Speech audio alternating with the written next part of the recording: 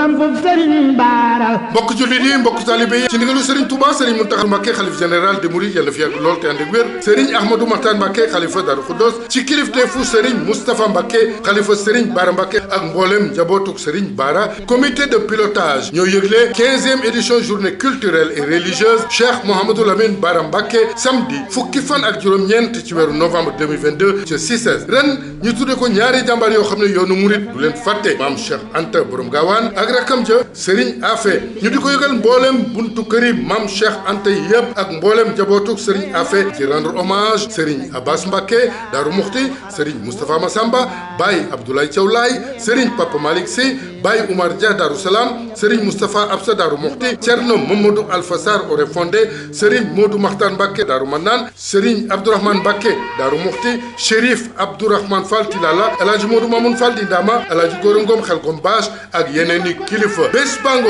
15e édition journée culturelle et religieuse Serigne Mouhamadou Lamine Bara Mbacké samedi fukki fan ak juróom-ñeent ci weeru novembre 2022 ca CICES seen coordonnateur national Serigne Bassirou Mbacké Khadim Awa Ba di ko yëgal mboolem jullit yi ku ci bëgg ay leeral wooteel numéro yi 77 635 01 71 wala 77 651 09 44. bu yaate tey ba ëllëg dunya wa xaaluhu ñeen na Serigne Bara.